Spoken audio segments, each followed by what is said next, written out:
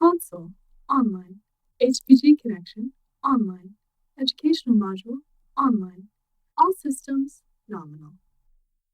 Hello, class, and welcome to episode 11 of On the Origin of Battlemechs Podcast. Today we are talking about the Commando. I am your host, Brent Stewart McKee, and my co-hosts are... I'm Joshua. I'm Geoff. So today we're going to talk about the Commando, a staple of any mixed weight bracket units. It's a fantastic scout. You see it everywhere. It's often given to you as one of your starting mechs in any video game. It's iconic. It's a reliable, early, lightweight mech. Which is why it's stuck around for so long and has so many models. It has the design quirks in general of being narrow/low profile, and it has exposed actuators, which is not a good one to have. Yeah, you want those delicate motive systems protected from enemy action. One thing I think is interesting to point out, looking at the Commando overall, is it's fairly slow for a light mech. Now, the 1A is actually pretty fast for its era at 5.8, but generally throughout the Battletech history, light mechs tend to be in the 8.12 range, maybe 7.11, but the 6.9 of most Commandos and the 5.8 of this primitive is much more in line with a medium mech, and what this allows for is a lot more firepower in a light chassis. So most variants we're going to look at on the Commando today are going to have a lot more firepower than other 25-ton mechs, and this 1A starts off that trend with a large laser. It is, after all, a Lyran design. Lyrans, go big or go home. So the Commando was produced by Coventry Defense Conglomerate, who would later unify into Coventry Metalworks, and it was first produced in 2463 with the success of Operation Prometheus. The Commonwealth seized the initiative on the other states, but they knew their lead would run out, so they kickstarted their battle mech program. The Commando is one of such chassis, built around the Odin Heavy Laser as its only weapon. The Commando was a break in design philosophy as it's centered around mobility, not a very Commonwealth design or ideology. Well, this is still early in their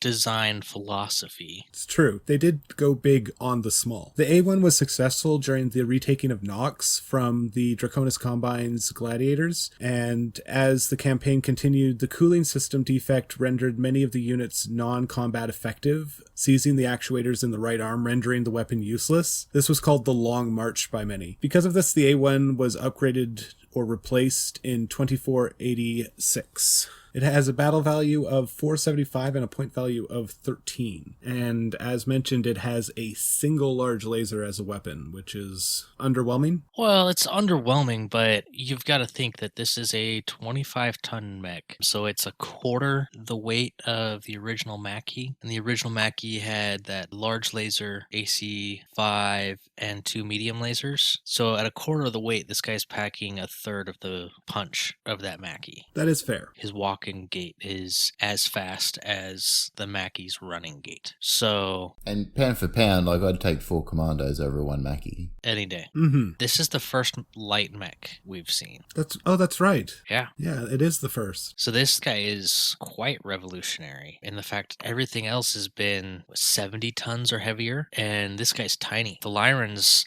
they were ahead of everybody else with their espionage, but this design really steals the march on even the Terran hegemony. It's true. You can build these for a fraction of the cost of a Mackie. You got 2 hands, so you can do that rating we talked about. 4 limbs, so you can do the orbital insertions we've talked about. And you're going fast. Like, the fastest thing we have before this is, I think, a 4.6. Now, this guy's going 5.8, so he's going over 86 kilometers an hour at top speed. You could almost think it'd be like a guerrilla fighter. It's only got the large lasers. You haven't got to worry about resupply for ammunition. Guerrilla fighter or a commando? Hey-o. And I mean, it has 10 heat sinks, so it's able to vent all of the heat it's generating with a run and firing its large laser, lore statutes notwithstanding. Yeah. Again, this is another one of those where if you don't put design quirks, which is fairly common, you're not going to be penalized for some of the things that are in the lore on it. What's the drawback with the exposed actuators with the quirks? So the rules on exposed actuators: swarm and leg attacks are more effective against units that suffer from having a poorly armored or exposed actuator units. With this quirk, it is easy to target an enemy unit conducting such an attack against that unit. So you get a bonus for attacking specific areas if you're doing a swarm attack. Which is an infantry only thing.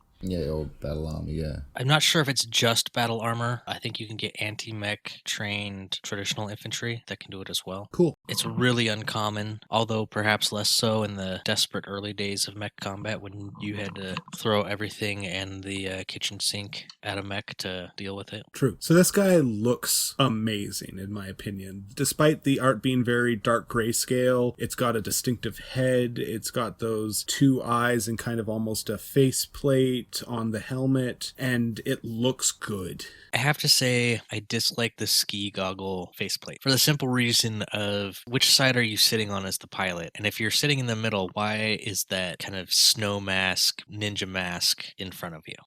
I feel that was more of an aesthetic choice rather than functional. Yeah. That's fair. But I believe canonically the cockpit always looks out the right eye of the unit. For a primitive mech, it's a revolutionary first, being a light mech, and I think it's really solid. Large laser, 5.8 movement profile, first we've seen. This Commando 1A is solid for its day and age. Absolutely. So it's followed by the Commando COM-1D, a transitory model or stepping stone, if you will, for the 1A to the 2D. So the COM-1D loses all this primitive tech and has standard armor, engine, all of that. With the tonnage that is now available, it does not increase any of its armor, so it still keeps the same armor points, but it adds an SRM-6 to the center torso with 1 ton of ammo. Solid incremental upgrade. You've still got that large laser giving you solid punch at good ranges. You're faster than before. That's always good. And now you've got that SRM-6 to give you a little more flexibility and close-in firepower. Not a bad stepping stone.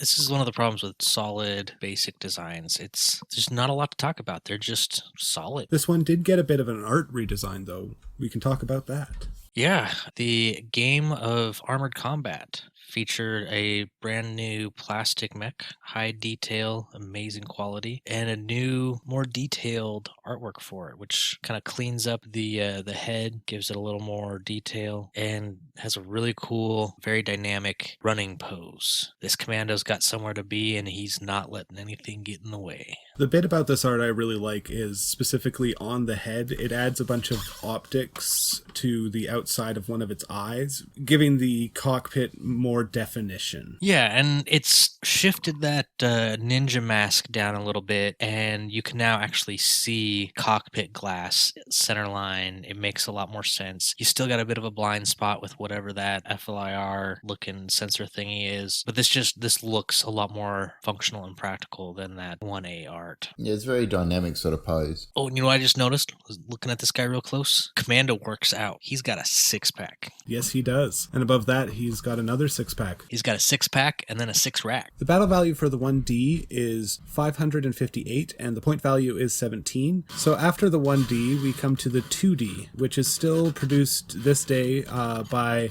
Vandenberg Mechanized Industries in Alucia in the Taurian Concordat. That tells me this is a reliable model, if it's been in production that long. This is the one that most people are probably familiar with. It's the original Commando from Tiro 3025. It's got that medium laser, downgrades the large laser to a medium laser, and to add a 4-tube SRM. Keeps the speed the same. Yeah, this is moving from a kind of harasser, almost frontline, dare I say trooper-ish mech. It's more of a close-range brawler, fire support for light mechs. Or even ambusher. I think the official designation is a striker. That is according to the record sheet, but that's a pretty ambiguous term. I like my strikers to have a bit more range than 9 hexes for long range. Got decent amount of firepower. Those SRMs do a lot of damage for their tonnage, even though they are ammo dependent. And we're getting back to that. This is a fairly slow light mech by this point throughout most of its usage, but that does allow it to carry 10 SRM tubes and a medium laser. So when a lot of your other light mechs, scout mechs, are moving quite a bit faster, but all they've got is a single medium laser, looking at you, Stinger. This guy packs enough firepower to hurt medium mechs and even score a lucky hit against something heavier than that. Almost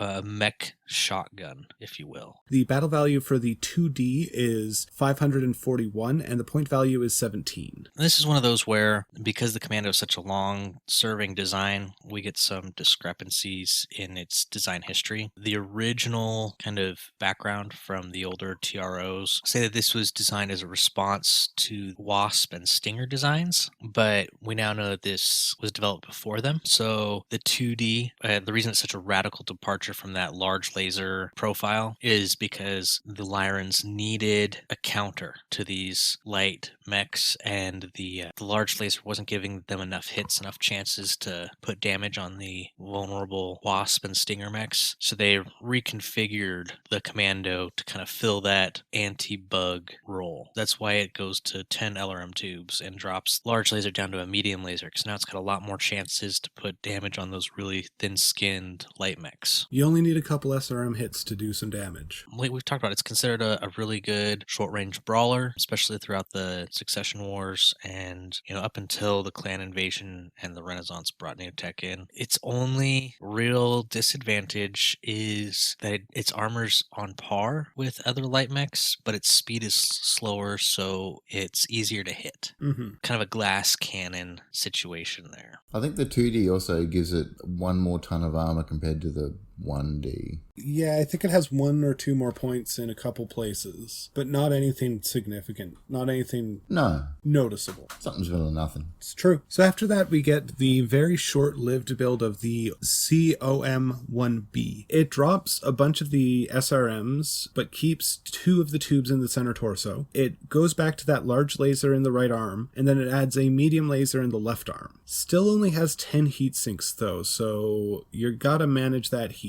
With a movement of 6'9", it's still got a fair amount of speed. No armor increase, though. Yeah, I mean, this 1B really is just going back to kind of the 1D profile. You've got a large laser. You're getting rid of the SRM2, though, or the SRM6 for an SRM2. I don't really understand why you developed this mech when you already have a large laser SRM6 version. Maybe some more armor? Well, my understanding is it was a lot of pilots liked the large laser, and so they kind of wanted to shift back to that, and there was some lore reason that they thought that there was going to be some retrofits or upgrades that allowed this to move forward. Yeah, I think if I was running Commandos, I would probably prefer the 1D over the 1B, but I think I would take the 1B over a 2D. That range and firepower of that large laser, combined with the slower speed of the Commando chassis, you'd give it a little extra range, making it a little harder to hit, is just beneficial. You're less ammo dependent too, so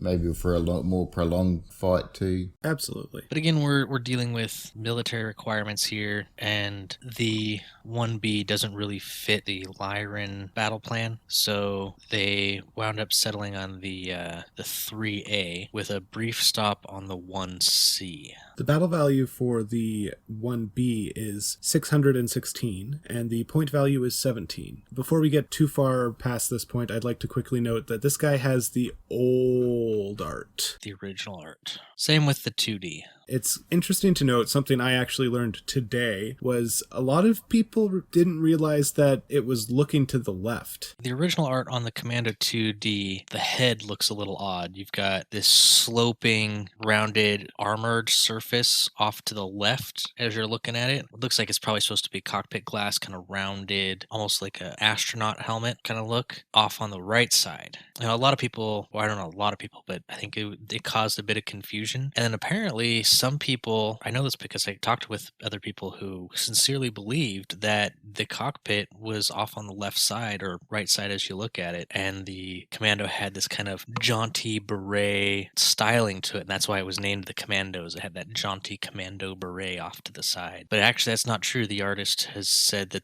when he drew the Commando, he drew it looking off to its left, the viewer's right, and the left side, the viewer, is actually just the back, and it's fully armored. It's not the front. Well, that's a neat bit of trivia. So after the 1B, we get the 1C, which is an attempt at direct fire support, because it's got a AC2 in the right arm and a medium laser in the left arm, and that's it. Yeah, and I mean, you can imagine why it was so short-lived. That AC2 does not pack a lot of firepower. It takes up a lot of tonnage, so you're sacrificing a lot of other potential firepower. If you're playing the HBS game, I don't think you can build this 1C variant, but I don't think it would be as bad. in that game because in the HBS Battletech game, AC2s do 5 points of damage rather than 2 points of damage, and AC5s do 9 points of damage rather than 5 points of damage. So if you're reaching out and hitting with as much firepower as a medium laser, it'd be useful. Definitely as a direct fire support for infantry. Hey, there's bad guys in that building. We need you to put a stream of high explosive rounds into it. Nothing. Yeah. And what, 1 ton of reloads is how many? 45 shots according to the record sheet? Yep. So you're firing that thing all day, really? Yeah. Any conceivable classic Battletech game, and quite a few minutes in real life. Each round is 10 seconds. So 6 is a minute. You've got 45. Well, I guess you just have just over 7 minutes of continuous fire, which... That barrel's going to get hot. So using Hollywood techniques, that's about 5-6 hours? Well, I mean, realistically, in vehicular combat, if we're looking at World War II, for an example, a lot of those tanks, like the Sherman, only carried, 30-something rounds, and most fights were over in 2, 3, 4 shots. But this is Battletech, where you've got a blade of armor instead of all-or-nothing armor, so your mileage may vary. Mm-hmm. But yeah, so I think this mech is a very bad mech for classic Battletech. Yeah, it's not anything I'm excited about. Yeah, it seems too much of a niche role. If for a quote-unquote realistic scenario, when you're using this to support infantry, it'll probably do all right. That autocannon is a bigger weapon than most enemy infantry are going to be able to bring against you, and then you got those SRM-6s if you really need to get close and wreck a dug-in position. And then in the HBS game, early on, I think this could be a decent variant because, the AC2 is going to be doing 2.5 times as much damage, so it'll be a real threat, and it's got a long range, again, mitigating the mobility issue. So this 1C is really a mixed bag, in my opinion. I could see this being like a training design for people in the academy to get the feel of things like an autocannon and all of that. Sorry, it doesn't have SRMs. I was looking at the artwork. It's got a medium laser. Yeah, maybe you could almost step it up, practice for a Shadowhawk or something. Mm-hmm. Yeah. So it's got a battle value of 458 and a point value of 14. A bit of a drop, which, shows the points reflect poorly on it, just as our opinions do. Yeah. Like I said, this was a brief stopover on the way to the Lyran's preferred variant, the 3A, which really doubles down on that we're out here to kill enemy scouts. So the 3A has a SRM-6 in its center torso, a flamer in its right arm, an SRM-6 in its right arm, and a medium laser in its left arm. And it has 1 ton of ammo between the two of them. Yeah, so this guy's really just bumping that SRM-4 up to an SRM-6 and adding a flamer. Does it by removing armor, but again, you were armored basically the same as the rest of the light mechs. Now you've got a little bit less armor, but you can just wreck them. 12 SRM-2s, a medium laser, and then a flamer to heat them up and maybe shut them down. So, well, this is definitely designed as an ambush mech. This is something you want to surprise them with, unload, and run away. Yeah, the 3A, I understand its design philosophy and its role in a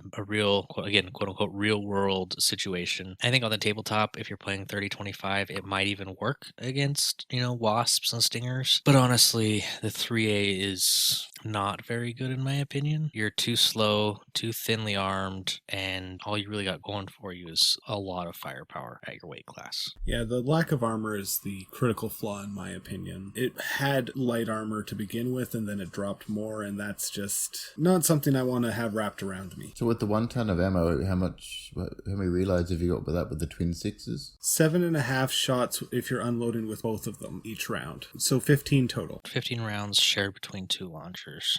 So that's just over a minute of continuous missile fire. Again, if you're ambushing, I guess that's not so bad, but for a prolonged...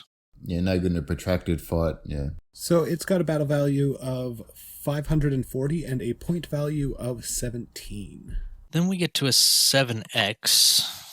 Sorta. Yes. So this guy's real strange because it has a listing on Master Unit List, but that is the only listing it has. So it is technically canonical, and given some data mining people have done, it is believed to be an apocryphal variant of the MechWarrior 2 chassis with 3 medium lasers and 1 SRM-6. And the estimated battle value of it is 623, which I was able to find on Sarna. Yeah, in another database app that's out there does have a listing for it. I always wondered why its point value was listed as 0 in there. Now I know, and it's kind of disappointing because the Alpha Strike card for this Commando 7X, again based on the apocryphal data, is pretty potent. And I know we haven't really talked about Alpha Strike damage before, but I'm going to break from tradition a little bit. Introducing our new segment, Alpha Strike Corner. Yes, I'm an Alpha Strike nut. I love it. I really enjoy the more tactical, movement-based gameplay. It's got 2 armor, 2 structure, 3 short-range damage, 3 medium-range damage. But yeah, the 7X is, if you are willing to play with an apocryphal design that doesn't have an actual Alpha Strike point value, it's a solid and very potent, again, apocryphal. Hopefully, maybe someday we'll get a record sheet for it. It's just one of the 2 I had bookmarked in my app, and I'm now very sad because I can't actually use it.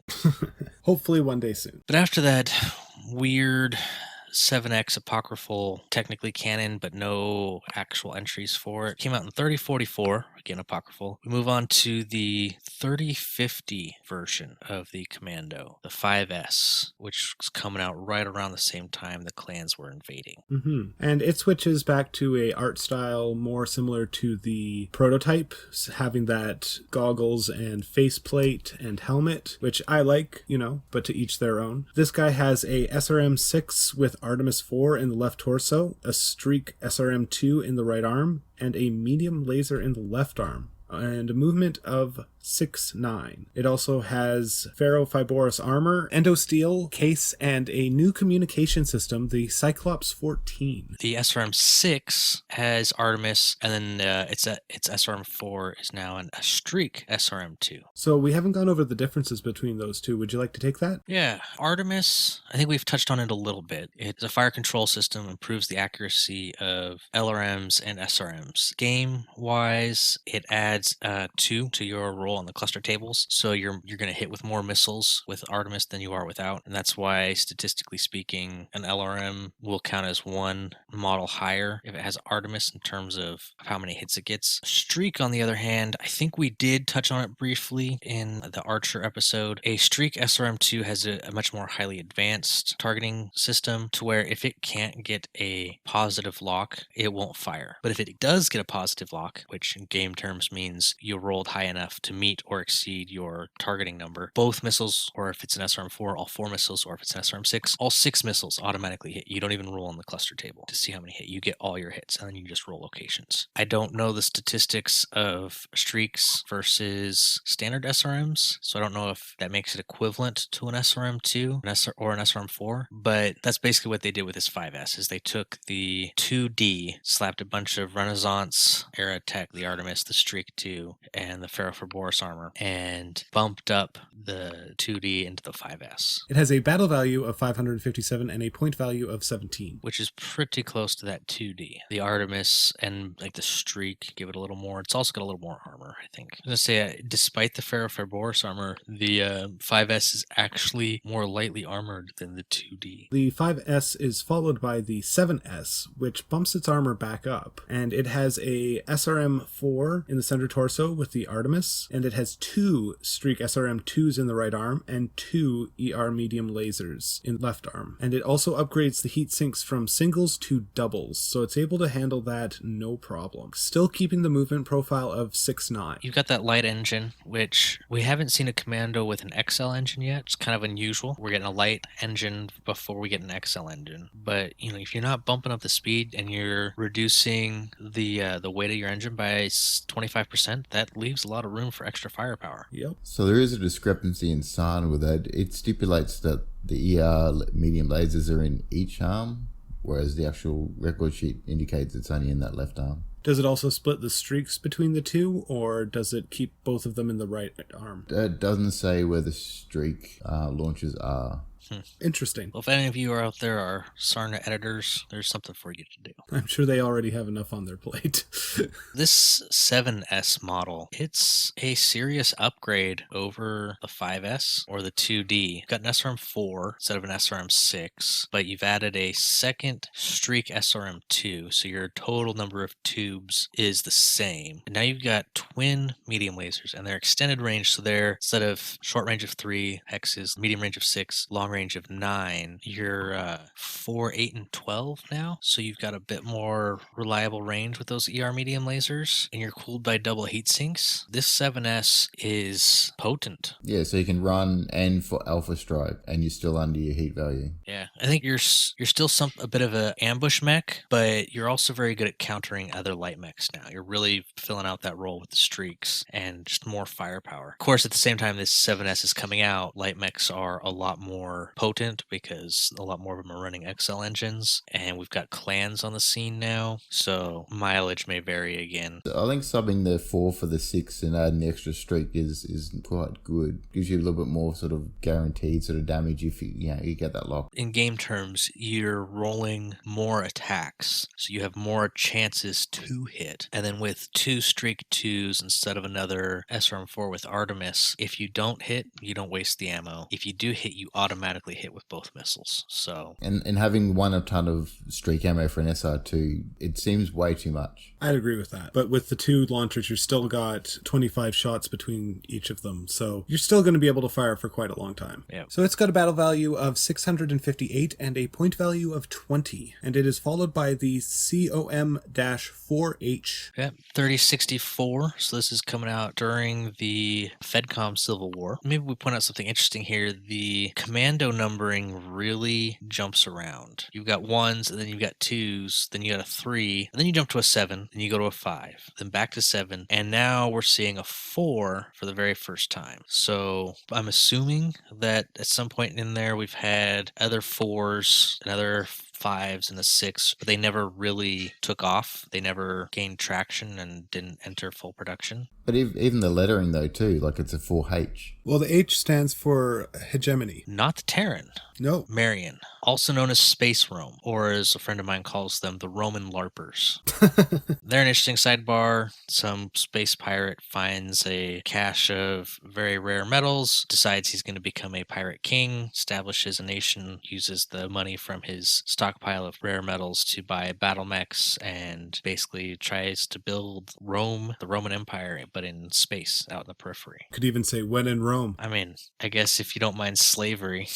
Yeah, well. Yeah, the Marian hegemony has some cool toys, but they're not people you really want to spend a whole lot of time with. To be fair, I probably wouldn't want to spend a whole lot of time with ancient Romans either. Not wrong. Yeah, so this hegemony mech, we've talked about rocket launchers in the past with the Taurians. Rocket launchers tend to be a bit of a periphery thing. And the hegemony took their older 2D models and retrofitted the design by adding a second medium laser. So now it's got 2 medium lasers in the left arm. And they replaced the SRMs with 15 rack rocket launchers. 2 in each location. So it's got an astounding 90 tubes. This is an ambusher. Yes. Yeah.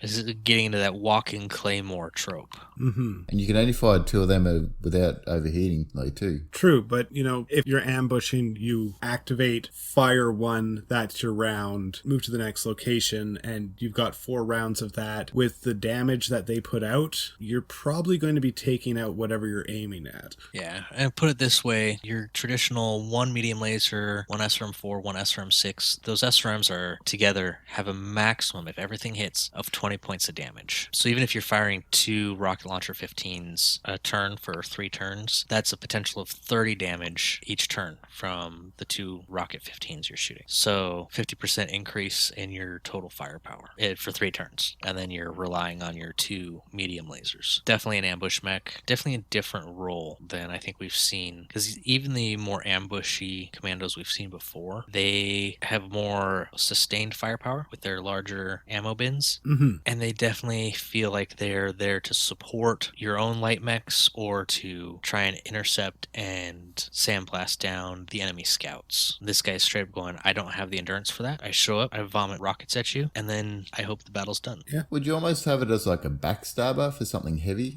That would not be a bad ambush. Yeah, I was thinking more, going back to the Marian hegemony's pirate roots. You're dropping onto a planet, you smash up some turrets with the rocket launchers, or you smash up some defensive tanks. You go in and you use the hands to pick up, freight train cars full of gold or germanium or whatever valuables they have. So it's basically a smash and grab. Yeah. Yeah. So it's got a battle value of 691 and a point value of 17. In the year of 1968, the Blakist captured Coventry and they retooled it. And so the production line that was making the 7S turned into the 7B. And they added jump jets to this guy, which is a break in the tradition because this is the first one we've seen with jump jets. Yeah, this 7B is a really odd model. Your Artemis SRMs have been replaced with a pair of standard SRM4s, and you drop ER medium laser for 2 flamers, and then it's got a small cockpit, which is a tech thing. It basically saves some weight, but it's not good for long-term operations. I don't know if we talked about it in episode 0, but most inner sphere battlemech cockpits are fairly roomy because the pilot is expected to basically live out of it for most of a campaign. So it's they'll have like a chemical porta-john style toilet in the back of it, storage locker for clothes and sidearms, stuff like that. Clan pilots, since they don't expect to be fighting in long campaigns, their cockpits tend to be a bit more cramped, but they're not generally a full-blown small cockpit. Small cockpit is more along the lines of what you would see when a pilot climbs in the cockpit for, an F-16 fighter. It's jump seat, command couch, you got your controls, and there's not really any room for anything else. I believe rules-wise, there's a penalty to them for like piloting skill checks because you don't have as much room. It's a little more cramped, but that's what a small cockpit is. So this guy was mainly used to actually hunt down the resistance on Coventry. So that's probably why it's got the flamers and the SRMs in that. Yeah, flamers, definitely good for hunting innocent people, lighting them on fire. They're good against vehicles too, aren't they? On tabletop. They're not bad. I can't remember if Coventry's the mountainous planet, but that might be why the 4 jump jets get added, is so it's got a little more maneuverability in broken terrain. Regardless of why they added them, I'm glad to see it because it's definitely a nice change. It's also got an extra ton of armor too. Yeah, I mean, it's a weird break from the traditional Commando. It's a Blakist design, so it means most people aren't going to play with it. I feel like the Flamers would have been good on one of the older variants during the Age of War when you're using Battlemechs to engage infantry more directly. And before double heat sinks. And it's way overcooled too. Yeah, it's running 10 double heat sinks, so you are generating a total of 17 heat. Yeah. Assuming you're hitting with everything, which is unlikely considering the flamers have a long range of 3. Which makes sense for flamers, but I really wish machine guns had a longer range than 3, because that doesn't make sense. Well, we've discussed that before. I know. Yeah, so this is one that not a lot of people are going to play with, but if you do, it's got a battle value of 602 and a point value of 18. And speaking of another one that not a lot of people are going to play with, we have a custom variant, the COM7S2 for Freyr. Freyr? How do you pronounce that? Freyr? Yeah. Freyr. Freyr. So the COM7S2 Freyr. And this is a specific mech which was taken when its owner deserted the Alliance at the time of the Civil War. And it's got a lot of nice things on it. I really like this, honestly. The pilot and owner used a lot of backroom deals, black market, salvage, any way they could to upgrade the tech. So it's got 2 Streak SRM4s, Clan, and 2 ER medium lasers, Clan. It's got a XL fusion engine, an XL gyro, and it's got 10 double heat sinks. An XL for that gyro means extra light, not extra large. Important note. And that's a Clan XL engine too. It's also got jump jets installed, so it's got a movement profile of 686. It also has hardened armor too. Yeah, I was going to say the reason it's 686 instead of 696 like it should be is because hardened armor reduces your running profile by 1 hex. But the advantage you gain is each point of hardened armor takes 2 damage to get through. And it's a weird little workaround for the rules because in Battlemech construction rules, a weight class is restricted to a certain tonnage of armor, or it's not really tonnage, it's a certain point value. So you can't have more than 100 points of armor or whatever. What hardened armor does is you get those 100 points of armor, but each one takes 2 points of damage to reduce. So you could basically have 200 points of armor. Now, do you round up or do you round down? In terms of how much damage you take? So if you apply 5 damage to the left torso, you would shave off 2 points and have 1 point remaining of damage. Would that do like a half point of damage to the armor? Yeah, so the way the rules say you should do it it is you either fill half a bubble, or the easier way to do it is the first time a bubble takes a point of damage, you put a single line through it, and then the second time a bubble takes a point of damage, you put a second line through it. So you create an X. So you don't round it, you just double it. Okay. Yep. I've never played with Hardened Armor before. It's pretty rare. You see it more in the Dark Ages, TRO 3145 and stuff like that. Yeah, and this Freyr guy... well, we can talk about him when we get to the notable pilots. Okay. Yeah. I got a blurb for him, don't worry. Just say he's not a friendly mech warrior.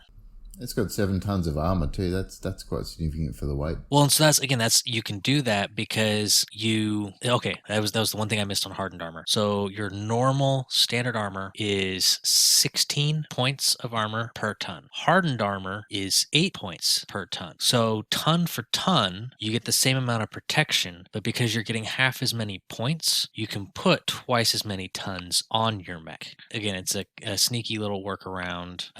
Some rules lawyering. Yes. The artwork's a bit different for this one too. Yeah, I think that's because of the retrofits and upgrades that it's given. I do like its head design. It's an interesting cockpit because it's got the view screens on the side where the other ones don't, so it feels like a narrower head profile. Yeah, the body looks pretty much like a standard Commando, with the exception of a boxy missile launcher on one arm at the shoulder. So it almost feels like they ripped the standard cockpit or the standard head off of the 7S, and they replaced it with that small cockpit, small head that the record sheet says it has, or the TRO says it has.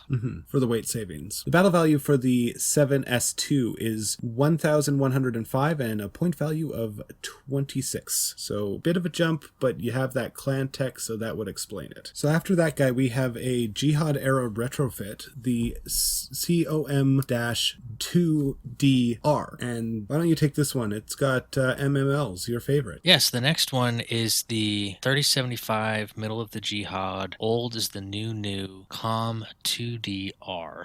R is a fairly common suffix to put on mechs. I haven't figured out specifically what it stands for. My guess is retrofit. That's what I'm leaning towards, because where you see them is usually in some sort of almost straight tech upgrade. The Commando 2DR strips out the SRM-4 and the SRM-6 and replaces it with an MML-7, and it upgrades the medium laser to an ER medium laser. And this is another decent use of an MML system. You're basically turning the 2DR from a short-range brawler with 10 SRM tubes into a mixed bracket fighter, because now it's 3 tubes light on its SRMs when it's up close, but it gains 7 tubes, so better than an LRM-5 for its long-range firepower, which it didn't have at all before. And then your ER medium laser reaches out a little bit further than the medium laser. You know, it's a much more flexible mech. It almost seems one of those instances where sort of hedging your bets both ways sort of pays off. Yeah, and you're versatile. You're not just locked into I'm a short-range ambush mech or I'm a short-range bodyguard against other light mechs. You're going, I can contribute a little bit at longer ranges. I can harass. I can defend up close. You know, it's just more flexible. I feel this would be really good as an escort, like for a convoy.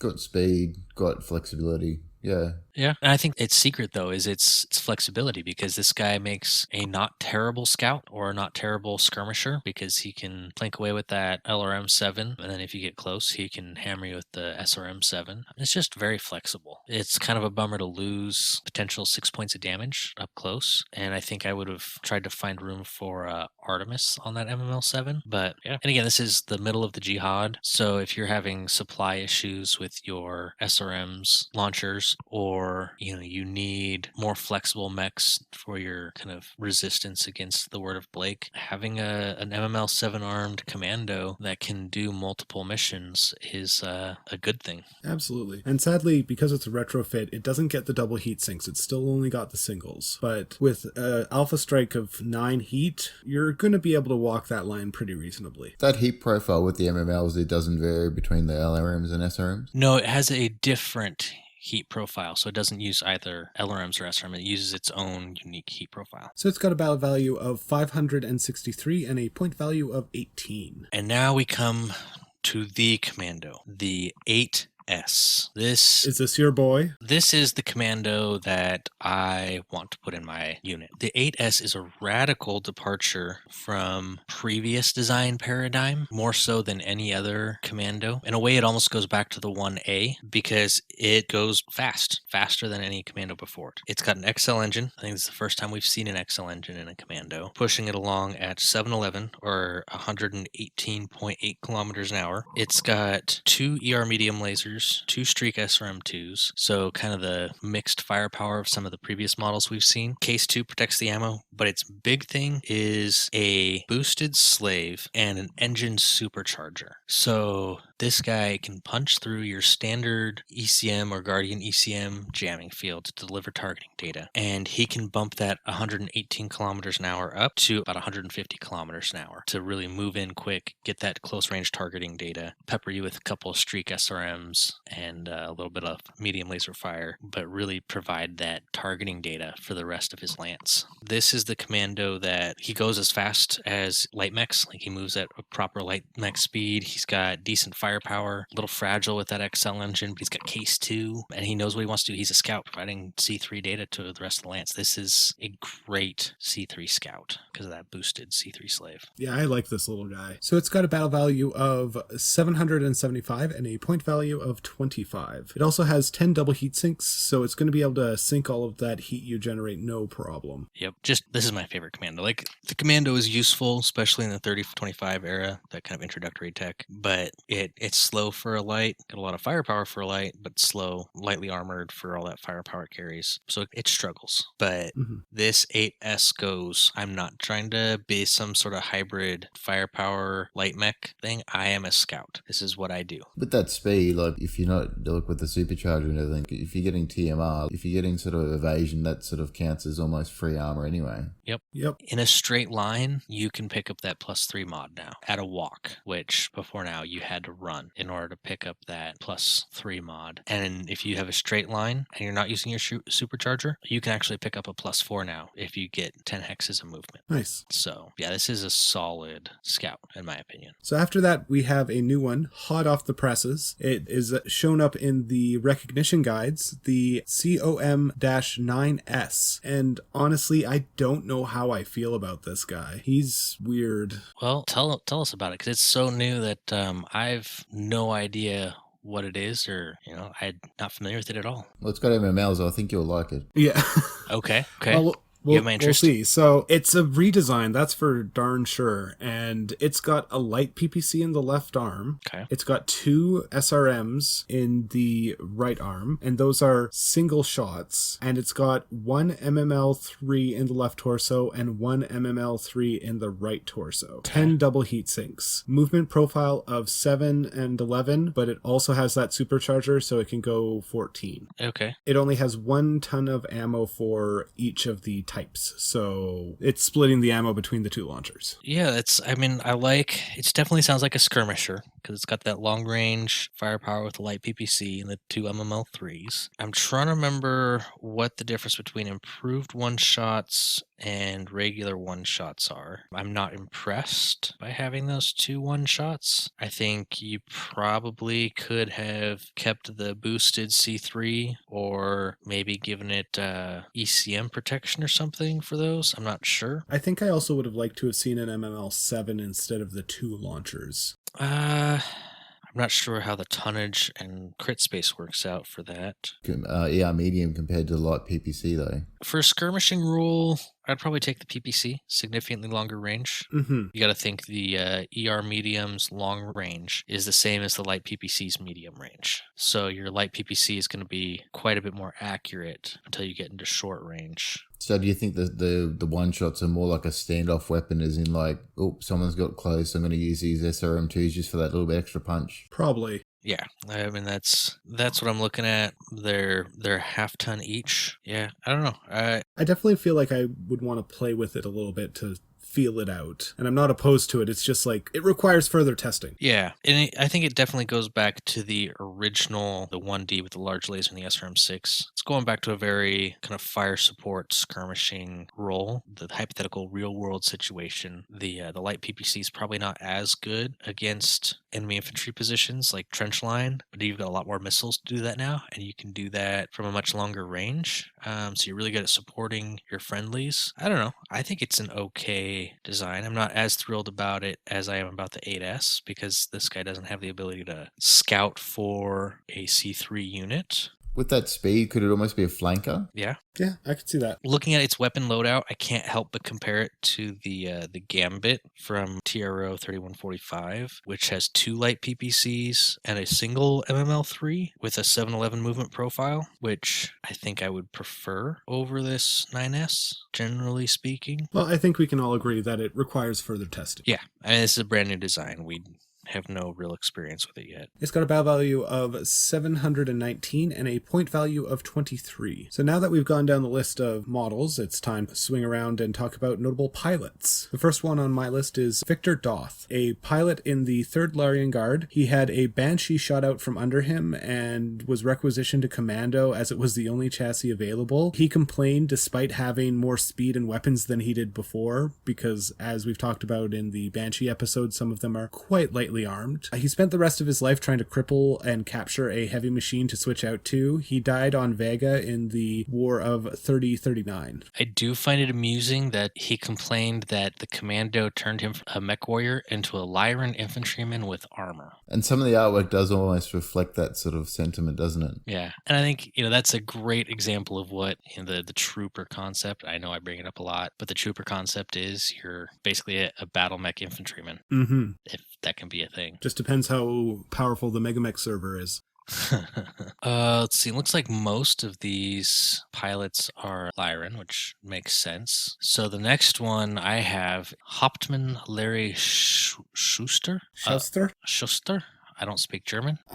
We're probably butchering this. We'll get hate mail. Yes, I'm sorry in advance. Which one's that one from? That is from 3050 Upgrade. He was with the 24th Lyran Guards. He's notable for assisting in the training of the Coventry militia when Word of Blake attacked the planet. He was, again, like our previous notable mech warrior, he was shot out of larger mechs. In this case, he was shot out of 2 heavier mechs and eventually found himself fighting the Word of Blake in a Commando 7S, which he nicknamed Gloria. He's been using it to perform reconnaissance and lead his resistance unit, Schuster's Sunday Soldiers. Gotta love that alliteration. Yes, alliteration is a vital part of the Battletech universe. And the last record we have of him is leading a raid on a POW camp to free the prisoners in 3071. So we hope it went well. And then the other notable pilot from 3050 Upgrade is Commandant Bono Duganmar. He's not out doing charity concerts for African kids. He's part of the 22nd Sky Rangers. Are you going to complain about the goggles again? Because I think this one's a fair one to angle some criticism at for those glasses. So he has the nickname of Death Snell, and he's a valued training officer who was transferred from the 22nd Sky Rangers to the Nelring Training Academy. Sorry, there's another one I've never said out loud. Transferred to the Negelring Training Academy on Tharkad to head up the light battlemech training program after the 4th Succession War. Yeah, which is interesting. Most Lyrans aren't known for their skills in a light mech, but he's apparently so good and did such a good job training up the Sky Regulars that he was taken to the Nagelring to train new mech warriors after the 4th Succession War. And the alliance with the Federated Suns really forced the Lyran armed forces into reevaluating their mech warrior training standards and their emphasis on heavy and assault mechs. Mm-hmm. So the last notable pilot we saved the most infamous for last, is the Zevi Fier, and he's a former Arcturian guard who deserted the Larian Alliance armed forces just after the Fedcom Civil War. He is known for running a tourist racket on the planet of Hunter's Paradise to take them out to hunt megafauna in industrial mechs. Many tourists, air quotes, have not returned, and he is in the wind currently. As I mentioned, he used black market connections to upgrade his mech, and it is believed that not the fauna killed plenty of his tourists. Yeah, so basically according to the Pirates experimental technical readout, which is where Commando Freyr comes from, this guy, Zvi Freyr, is essentially offering guided hunts for megafauna, out hunting T-Rexes and stuff like that. 30-ton lizards. And he guides his tourists in his commando, and then when they get away from civilization, he kills them, takes everything they have, and takes his industrial mechs and his commando back into civilization. Oh no, there was an accident. Yeah. Well, clan tap's not cheap. Which is interesting because eventually you would think that his reputation would get out. Well, that's why he's in the wind now. Yeah, but then there's also the whole why bother killing them, right? Dead men tell no tales. Yeah, but you're offering to take them out to hunt megafauna. Well, it appears as though he was really just targeting Lyran nobility, because those are the individuals he seems to have killed. All the other nationalities seems to have stayed hands off, so maybe there's a personal vendetta there. He deserted after the end of the FedCom Civil War, so maybe he's got a grudge against the Victor loyalists and the current regime under Yvonne, and so he's killing off people he considers traitors or something. Mm-hmm. And there also is one more notable pilot in the latest one as well, with Sven Mansburg, and he's from the Nordic community in the Lyran world of Viborg. He put it to the test in there as a new recruit with the Florida Timbuktu Theater Militia fight for Ayacucho homeworld. So basically, it appears they have done quite well in their fight against against them. Actually, can we talk about Sven Mansburg real quick? Because I think this is let me double check, but I think this is a new thing we haven't seen before. Sven Mansburg, is a Kickstarter backer. Oh! Okay.